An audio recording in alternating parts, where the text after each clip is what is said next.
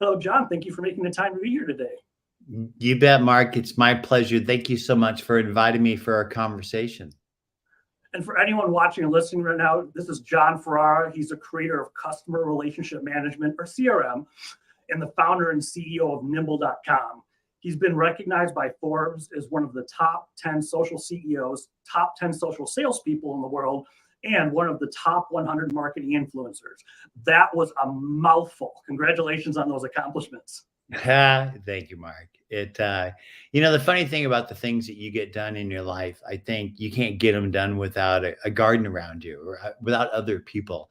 And my success in life is really due to the many people who've really blown wind in my sails along the way. I want to talk about that since we're going to be talking about marketing your big idea through conversations and connections. Have you always been relationship based, or is that something you came across after your first business? Because right now, we're going to get into more details. You're just so awesome at keeping up with people and keeping in touch with people, not putting barriers around yourself. Did you discover that, or was it just innate since you were a kid? I think I learned it through osmosis. My father was a relationship guy and an entrepreneur. He was the number one Lincoln Mercury guy in the country in the 50s. And then he had the first Subaru dealership in California in the 70s. I grew up on his car lot watching him engage with people. And I'll tell you a story. We'd go into the market and my dad would talk to everybody. And I was this little guy and I'd tug on his pants. I'd look up to him and I just say, Dad, what about me? Like, because I wanted a little bit of attention. And my dad was just so gifted with connecting with others that I became gifted with that skill. As far as connecting with others, what rules do you have for that? As far as, I always want to do this, and whether it's be kind, listen, what have you learned along the way? Well, I really believe that we're on this planet to grow our souls in the brief period of time that we're here. And the best way to grow is by being present with others because they'll reflect your shit back at you. And if you're willing to look at your shit in life, that's how you grow. Well, if you're willing to look at your shit and work on it, that's how you grow. And so, I really believe that it's our job to be present when we're around others, and ideally try to learn a little bit about them in the brief period of time that we're connected with them. And if you do that, if you're present with others and you spend time just listening and learning, they'll let you know how you might blow a little bit of wind in their sails, even if it's merely given the presence of a moment of your time and your eyes and your heart and soul for that moment. Like when you go to the market, how many times are people just sitting there on their phone and the person at the register has to smack them and say, please hit the green button that says enter and, Yeah. finish this process. You got all these people behind you and because they're not present and connected.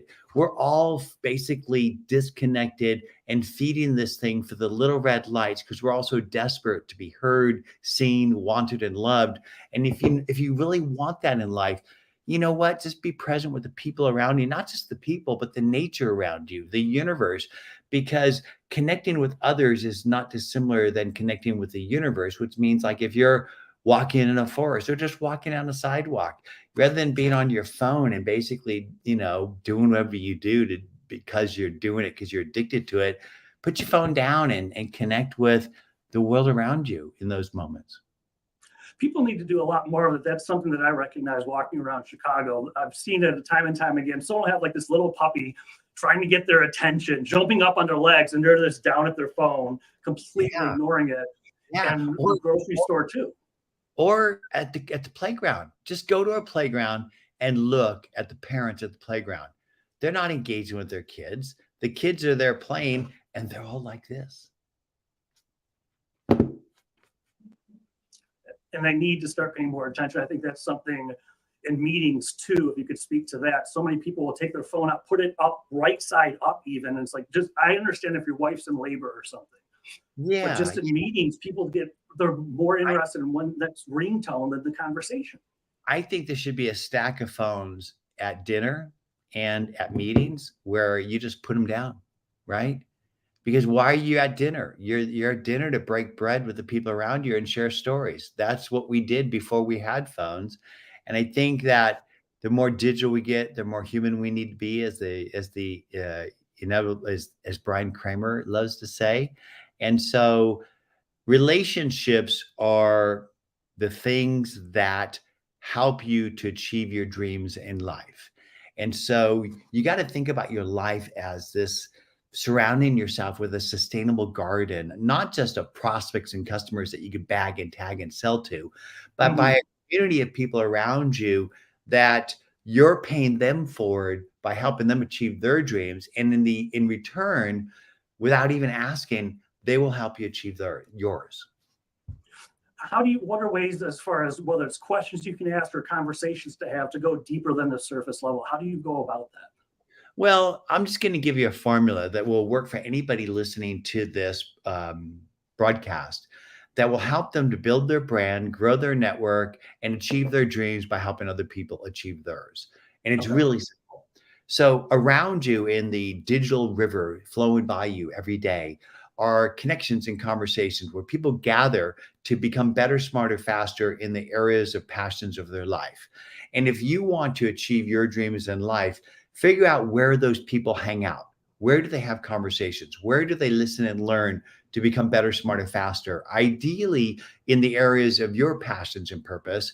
And so my passions and purpose in life, outside of like my hobbies and stuff, which I could get into backpacking and photography and astronomy and cooking and barbecue.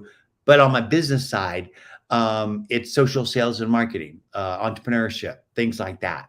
And so when I decided to build Nimble, which I had been out of technology for 10 years, nobody even knew who I was.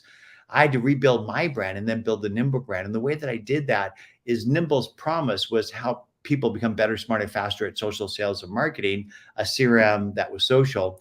And what I did was I swam in the digital river, social places like Twitter, Facebook, LinkedIn, et cetera. And I found places where people are having conversations, how to be better, smarter, faster at social sales and marketing. And I built an identity in those places, nice avatar, nice bio. And I started to put content out there. And because I'm a computer science math major and I don't write really well, what I did is I curated content from people that vibrated highly with me, other thought leaders that I saw that really resonated with me, their content. I hashtagged the category, pound social sales and marketing. I attributed their name. And then I shared those little things like fishing lures in the digital river. And then I waited for people to listen and engage and respond. So not only did the influencers themselves respond, but their communities responded, and anybody else who wanted to be better, smarter, faster in those categories. And then what I did is I not just shared the content, but I listened for people connecting with it, biting on that content, engaging with it, especially the influencers themselves. And then what I did is I reeled them in for a connection, for a conversation. They might say, "Hey, John, thanks for sharing that." And I might say, "Hey, Mark, I shared it because I really loved what you said, especially X, Y, and Z." And so I went back to the article. I extracted things that were relevant, that really resonated with me. And that meant something to that person. And then what I did is I reached out for conversation. I said, let's take this conversation from a soft touch to a firmer touch into a digital Zoom conversation or GoToMeeting back in the day. And before I got on that call with that person, I did my homework. I figured out who they were and what they're about and where they worked and what was going on in their lives. And then I asked a few questions when we got on the connection, and then I just shut up and I listened. And you know what, Mark? If you actually listen to somebody for a good period of time, they'll fall in love with you, because we all want to be seen, heard, wanted, and loved. But not only that, you'll learn about where they are, where they want to go, and you'll immediately find a way to add value. It might be an introduction. It might be a tip on something. And then you listen to them, and then you give them that feedback, that tip, that paying them forward. And you know, Mark, what they'll do is they'll ask you about you. They'll ask you about what's going on with you. And that's your time to give them where you're going. And what I told them was I wanted to reimagine relationship management, and I loved their feedback on what I'm building, and I'd love them to be part of my journey. And not only did they become early adopters of my social CRM, but they became evangelists. And that's how we built the Nimble brand without spending a dime on marketing, with over 100,000 subscribers worldwide and an incredible growth. And this formula will work for anybody listening to this station today. And what I was doing with those people is I was connecting on the 5 F's of life: family, fun, food, family, friends, food, fun, and fellowship. These are the soft commonalities that you connect with somebody to earn their intimacy and trust, to get them to open up to you about their life issues, so that you could find a way to add some value to their life. And by doing that, you're building this connection that will be lifetime building. You know, Mark, it takes 60% of the fuel of a rocket or a car to get up to speed, but it takes very little to keep it up, to keep it going. And so with relationships, you want to build a sustainable garden of people, not just prospects and customers, but ideally their influencers as well. And then pay these people forward. And then you want to maintain the connection by nurturing them periodically to keep those relationships going. And if you do exactly what I just said, the universe will unfold in front of you and you will achieve your goals. Well, as far as it sounds like an excellent plan, I know you live it, but how do you know who to say yes to and who to include in your world? Because there's a lot of influencers out there, a lot of people vying for time, and you still have to run and build a business. How do you decide who to bring into your world? Well, ideally, you get really good at identifying people that have high reach and relevance in and around the areas of promise of your product and services. And what I do is I'm always trying to learn and grow. And so I constantly consume knowledge about how to be better, faster, smarter at my entrepreneurial focus, which is social sales and marketing. Mm-hmm. And so what I do is identify people that vibrate highly with me, people that are good human beings, people that are sharing cutting edge, inspirational information about those categories. And then what I do is I share their content in order to educate others, to make myself a trusted advisor. But that also opens the door for me to have conversations with these thought leaders and make them part of my sustainable garden around my dreams. With everyone that you could connect with, how do you nicely say no when that situation comes up? You mean the people that aren't really high reach and relevance in and around the areas of my promise of product and services? Those people? Yes. Yeah, the people that might not fit that criteria, how do you say no to them? You know, reach out to you. If they reach out to me and they're part of that constituency, so maybe they're not high influencers in those categories, but they're part of the community, you connect with them as well.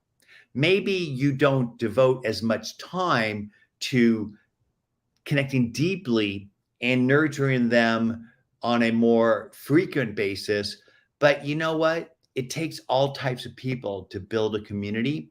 And you don't want to ignore the community members, because these are the people that are the foundations of the pyramid. If you think about Lewis and Clark, they needed to go out and pioneer and build the trails, but somebody else come in with the wagons and build the forts and then build the cities. And it takes all types. So Lewis and Clark were like the top of the pyramid of the entrepreneurs and the trailblazers. And then the guys on the wagons were the next sort of level of those, or maybe the soldiers, and the guys on the wagons, or probably the guys on the wagons and then the soldiers. But then the people that rode the trains that were inevitably built and populated those cities, those were like the lower level influencers. And you know, Mark, you've got to be open to saying hello and spending a moment with the entire constituency. And you know what? This is how people like Bill Clinton and Obama got elected, right? This is how Trump got elected. It's by saying hello to everybody, but that doesn't mean that you have to have dinner with everybody.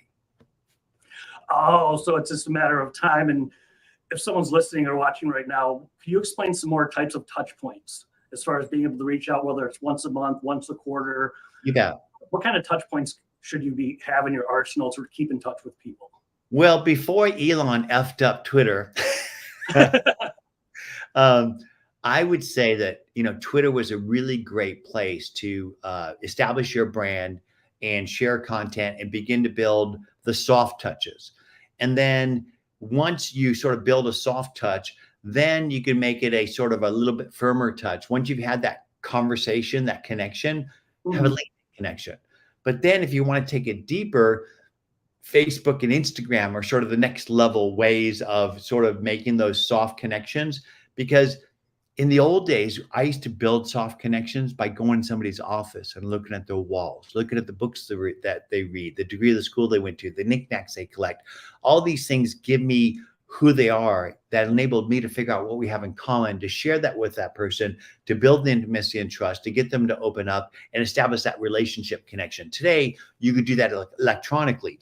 But LinkedIn's kind of like walking into their business lobby. You're never really going to know about their depth of their softer side, the 5 F's of life. And so I use things like Facebook and Instagram for that. But you know what? Nothing's better than a real face-to-face connection. And so I believe that the more digital we get, the more human we need to be, like I shared earlier. And so, go on a walk with somebody, take them to dinner, bring them to your home and cook them dinner. These are just great ways that have worked since the beginning of time. And I really believe that we need to get back to the basics when it comes to relationships. In fact, I think that social is really going away and I don't mean it's going to disappear, but think about when the internet first came out.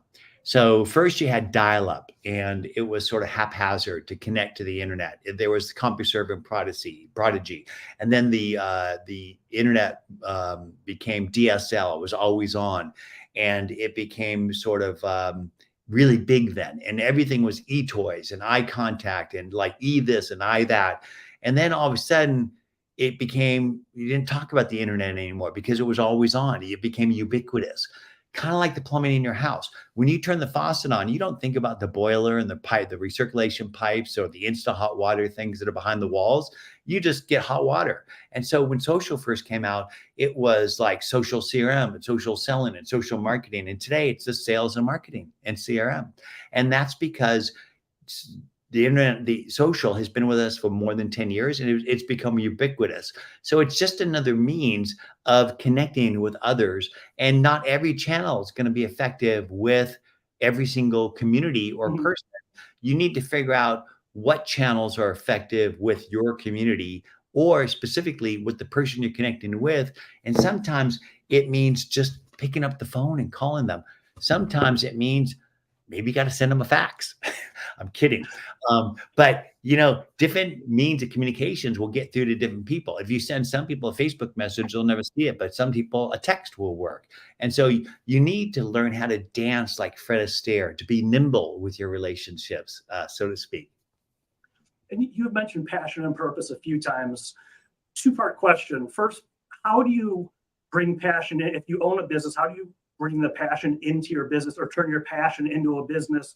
And even if you're not starting a company, how do you bring it into your professional life? Because I've met a lot of people when they talk, it's just like, the perfected elevator pitch, but there's no emotion behind it. It's like, God, what excites you? How can you bring passion into your professional life?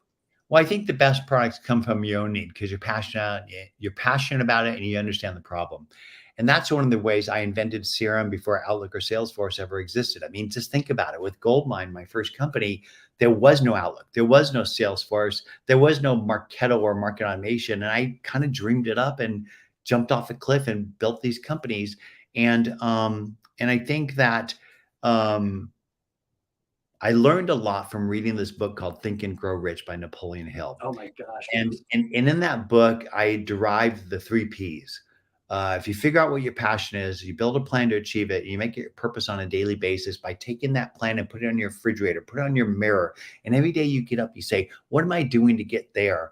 And every day you put one foot in front of the other. Eventually you're going to get someplace. It may not be exactly what you thought you're going to get to, but you're definitely going to get someplace. And so I think a lot of people who are successful in business do what they're passionate about. And then you don't have to invent the passion. I think when you have to make it up, it feels fake, and people see that. And so, so I think that passion and purpose happen naturally, but they can be emphasized by taking your passion and building a plan around it and then making it your purpose. Too many people have a passion, but they have no plan and they have no purpose. And without all 3 Ps, you just have P, And you don't want just P, you want PPP. Uh, with, I've heard it explained that passion is what gets you up in the morning. Purpose is what you do for other people. How can you connect to your purpose more Well, so in servant leadership or however you want to phrase it? How can you bring sure. more purpose to, not just passion? Yeah. And that really brings up a topic that I think is critically important. Why are you building a brand? Why are you building a network? Why are you connecting with others? Is it just to bag and tag as many people as you can and make as much money as you can?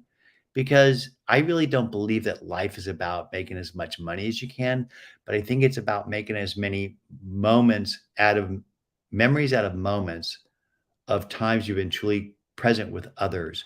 And I think that our purpose of connecting with others isn't to get as much as we can, but to give as much as we can. Because the more people you outgrow, the more you will grow. Zig Ziglar, uh, Mhm. thank you, Zig. And I really believe that my purpose in life, at least, is to grow my soul in the brief period of time that I'm here. And the best way for me to grow is by helping other people grow. And too many people connect with others just to bag and tag and sell them. And people see that, people feel it. But when you're connecting with others because you really want to know who they are and you really want to find a way to add value because you really value others and relationships and human beings, that so makes a difference in the world and people feel it, people see it, and it's real. And then the universe will actually unfold for you. Specifically, I believe that if you take your prayers and you put them to the universe, and then you're present enough to listen for when the universe knocks, and you're Mhm. brave enough to open that door and walk through the door, magic happens in your life. And that's the secret to success. Well, how about starting a conversation with someone to do everything you've been talking about now, including passion and purpose, Mhm. really want to help them? Could you outline what that conversation looks like? Because it sounds like it's a completely different than the networking event. Here's my elevator pitch. Here's my offering. You don't want to buy from me? I'm moving on. What is a conversation? What should a See, conversation the look thing is all three of the things that you just said is about you. And life isn't about you. People don't buy great products, they buy better versions of themselves. Stop talking about yourself. Stop talking about your products. Nobody effing cares. like? Mhm. People care about themselves. And so when you connect with other people, don't do your elevator pitch. Don't talk about yourself. Ask questions, listen, ask questions, and shut up and listen and let them What should talk. what should you be listening for? Whatever they want to share. I mean, Okay. generally speaking, this is a common question that I used to ask people. Hey, Mark, so great to connect with you. I'd love to learn a little bit more about you. What gets you up in the morning and keeps you up at night? So that's asking that question to learn more about them But and that's not doing. it's not that question, but that's a good Mhm. one because it's really open-ended. Um, and and maybe to be more specific, what I might say is, Mark, I really am grateful for you taking the time to connect with me from Twitter and then through LinkedIn to learn a little bit more about each other. I'd really love to learn about more about where you're at, where you want to go, and how I might help. So, and then just let them talk. And everybody's ready to talk about themselves. Everybody's constantly thinking about what they want in life. And then just Mhm. listen to them. It may not be something they want exactly from you, but you might know where to get it. You know, you've got so much knowledge in your head, Mark, that if you just spend time listening to others, they'll tell you what they need. And in many cases, you can help them get there, especially if you're well read. And so anybody listening to this today, I'd say stop skipping around all the shitty little articles that are on your phone and start reading some books. Start reading some really good articles and become educated about the world and what's going on. Because I think that we're all getting so TikToky where we just not really listening and learning to anything anything important. And if you are well-read and educated, if you're listening to another human being talking about where they want to go, inevitably you're going to have a way to blow wind in their sails. And the best pay it forward thing that I found for relationships is introductions to people that can open more doors for others. Well, once you get people into your inner circle, if you will, or better yet, into your world, how do you keep them there? Well, have you ever seen that person on the pier or the promenade that has the plates and they have the plates spinning on the pencils? Yeah. So it's a lot of work to get the plate on the pencil and going, but it's not much to keep it going. It just takes a little nudge, right? Mhm. A little nudge. So, so I developed a system. It's called nimble.com. And what I do is I have a stay in touch reminder that I set with people. And these are the people that are like in my inner circle that I really want to stay in touch with. And there's an entrepreneur and actress named Mae West. And she was from the 20s or 30s. And she said, why don't you come upstairs and spend some time? No, she said, I think she did say that. She did say that. She said, out of sight is out of mind, and out of mind is out of money, honey. And so when people need your products and services, you want them to not only think of you and pick up the phone, but to drag their friends with them. How do you do that? You establish yourself as a trusted advisor and you stay top of mind. But you establish yourself as a trusted advisor by doing what I just said earlier, by establishing a good identity in all the places where these people have conversations, by giving your knowledge away on a daily basis. Mark, you've forgotten more about marketing than most of your constituents will ever learn in your life. If you give that knowledge away on a daily basis, they'll see you as a trusted advisor. But you won't be top of mind unless you occasionally nudge these people, which the stay in touch reminder says you haven't connected with Mark in a while. And so what I might do is I set that cycle at 90 days, 60 days, 120 days, whatever it is. I might then go and walk in your digital footprint and I might add some value to the conversation. I might see a post that you did. I might comment on it. Or, better yet, what I love to do with people that are in my inner circle is I call them on their birthday and I sing them happy birthday. I remember that. It's as simple as that. Well, people are integral to your passion and purpose. Could you explain more about how that helped you build Nimble? Once you built the community, you're keeping in touch. How did passion, purpose, and people play a role in the success that you've had so far? Well, it's really just the formula I just shared, right? So I wanted to build a CRM that was different than the traditional sales CRMs. If you think about Salesforce or Pipedrive or HubSpot, all these tools are really about bagging and tagging as many people as you can. But that's not really what the world's about. That's not what relationships are about. So I wanted to build a relationship CRM that really worked well in today's social age. Mm-hmm.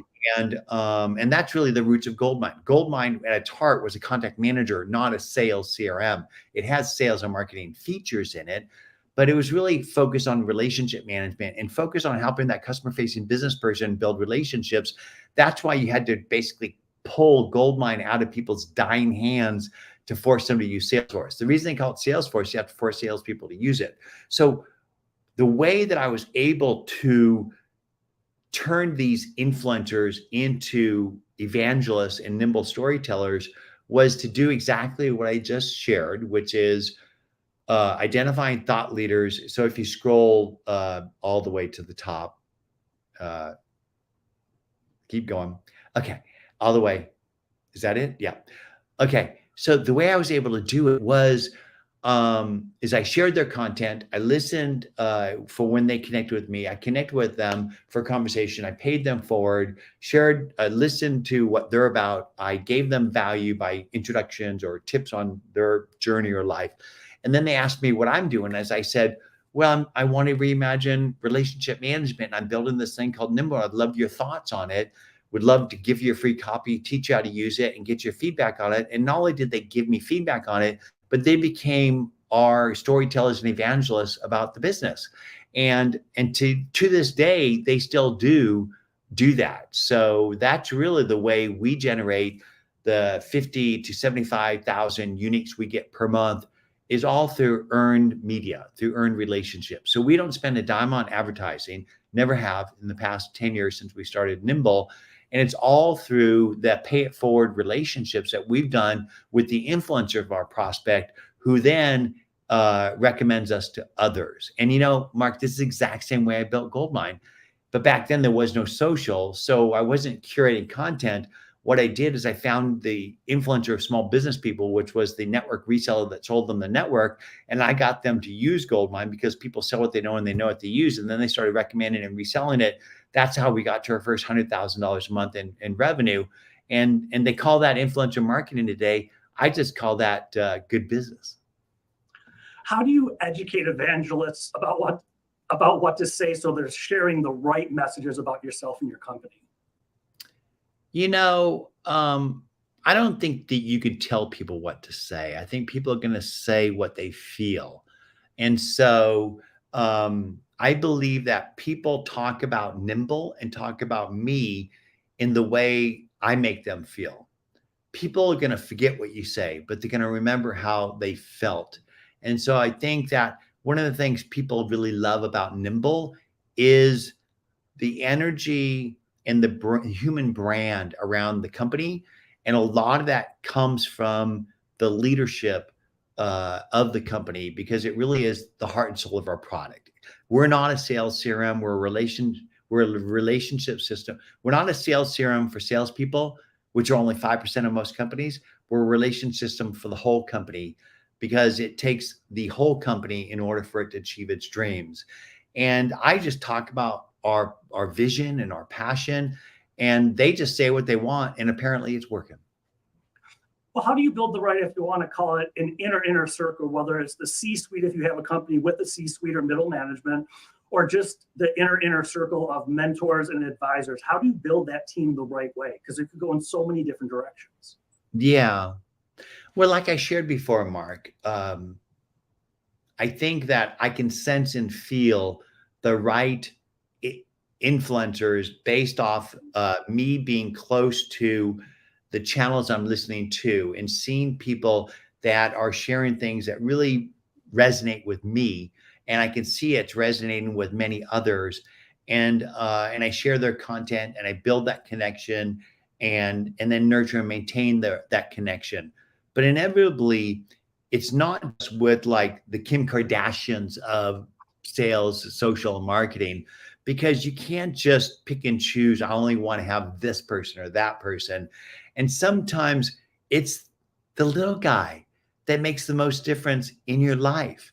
And so I do think that you have a finite amount of time, and you need to maximize it with the right people, but you also need to spend time with the entire spectrum of the community, because sometimes that one individual who may not be, it's a micro influencer, and those micro influencers have really big effect as well.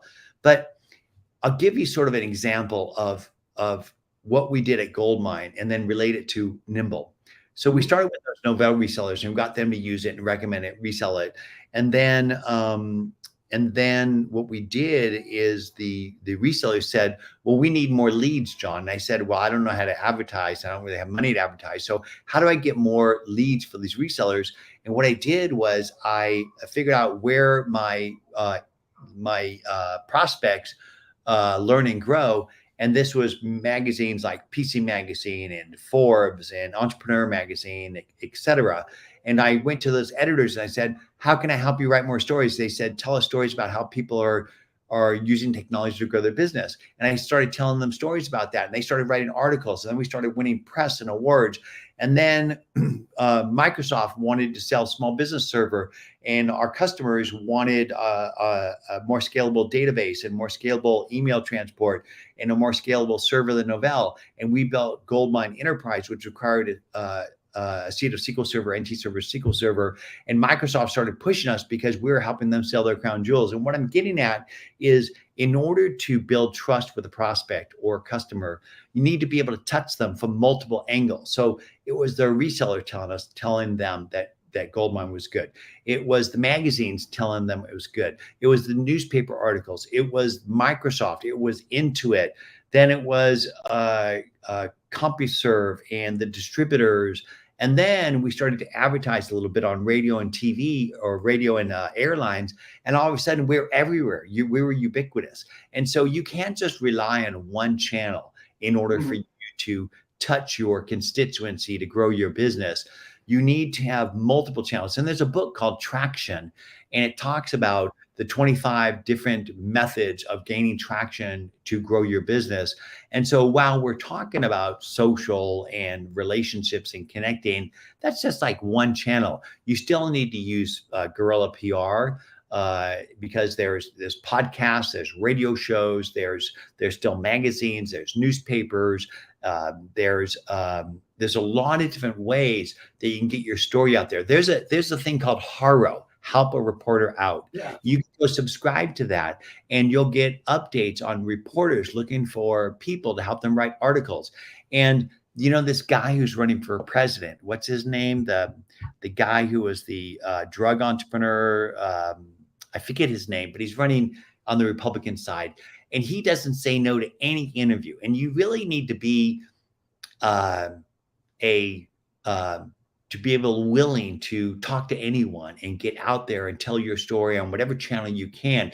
And that's exactly what I've done in my life, is connect and tell and find people who want to tell more stories, and I help them tell their stories. And by doing that helps tell our story. Well, that was Goldmine. As far as Nimble goes, what's one, maybe two of your favorite evangelist stories of when you were building Nimble?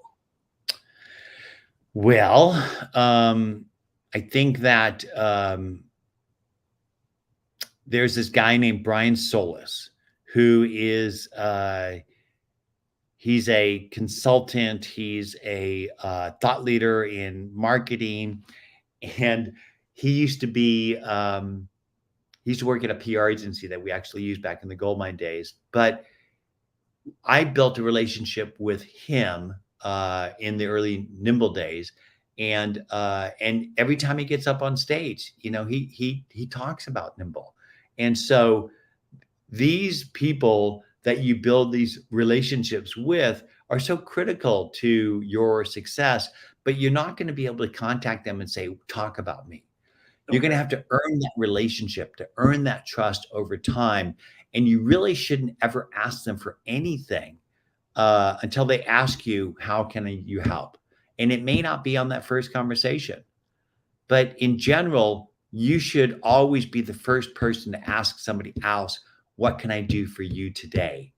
And don't ask them for anything. And if you do that, I really believe that the universe will just deliver for you. And it has for me. Well, I think that with what you're talking about, it also disqualifies the people who aren't going to ask you, how can I help you? And those relationships might just, would it be right to say they would just fizzle out because it's a one-way street?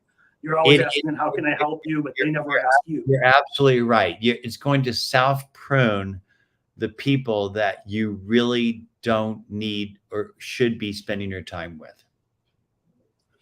And then you focus more on the people that are asking, how can I help you? Well, you focus on the people where it is a mutually beneficial relationship. That's really what I look for in a connection, is ideally that it's a two-way street. Well, we've covered a lot in a short period of time. If there was one or two things, whether it's something you want to reiterate or something new to talk about as far as relationships, if someone's listening and maybe they're not doing it the way you said so far, what can they do just to get started, to start moving the needle and building valuable relationships with purpose and passion? Well, I gave you the 5 F's of life, and that's how you connect on those softer sides. And if you do that 5 F's of life, even if you don't speak to somebody for a year or for years, there'll still be that deep connection. But if you want to build your brand and grow your network at scale, do the it's been a while since I said this, so I have to pull it out of the crevices. The 5 E's of of building your brand and your network. It's educate, enchant, engage, embrace, and empower. And so what you do is you educate by sharing content that is enchanting and authentic. You engage with people that are responding with it. You embrace them by not trying to get something, but by giving. And you embrace them to not get something from them, but to empower them. And so what you want to do is you want to figure out where your potential constituency, which is prospects, customers, and ideally their influencers, hang out to learn and grow. Build an identity there, share content on a regular basis. If you can't write your own content, curate others, listen, engage for when people bite on the hook. Because if you just put a hook in the water with a worm on it and don't pull it when there's a nibble, they're just going to nibble that worm away and you got nothing. But if you pull on it when they nibble and you pull on it in a way where you're pulling them in for a conversation, and you take that conversation from a softer connection like Twitter into a firmer connection like LinkedIn, into an even firmer connection like a Zoom meeting or a face-to-face, and then you build on that relationship by taking it to the softer side like Instagram and Facebook, and then you maintain that relationship over time, you're going to build a sustainable garden around yourself that will help you achieve your dreams because you're helping other people achieve theirs. And flipping the question on you, if someone wants to walk in your digital footprint, what are your preferred methods of communication? Is it all of them, Twitter, Instagram, email? What's your preference for people that want to learn more about you? Well, you know what I say? Connect with me on whatever channel works for you. Google me, and you'll see that I'll fill up the first 2 pages of places you can connect with me. In fact, here's another tip for you. Google yourself. Do you even show up on the first page? If you don't, here's a tip on how you can. Build a Wikipedia page for yourself. It's easy, it's free, just follow the rules, because if you don't, they'll pull the page down. But if you do, on that first page is going to be your headshot, your bio, and your life story. And so you can control your life story. But if you want to connect with me, here, it's easy. My email is jon@nimble.com. Connect with me. Let me learn how I can help you achieve your dreams in life. That is a beautiful way to end. Everyone, if you want to learn more, like we said, you can go to nimble.com. And if you like the topic, you can find Idea Climbing, my book, at ideaclimbingbook.com. Thank you again for the time, John. This has been excellent. You bet, Mark. And I'm going to leave one last little Yeah. tip. If you guys sign up for Nimble at nimble.com, it's a 2-week free trial. If what you see is resonating with you and you want to subscribe, I'll give you 40% off your first 3 months. Just use the code JOHN40, JON40, and you'll get 40% off your first 3 months. And I really appreciate, Mark, the opportunity to come to your studio to have this conversation. And I hope that people are able to take away some little bit that helps accelerate their dreams in life. I think there's a lot to take away from this, as always with you. So I appreciate your friendship. Thank you again. You bet. Thank you.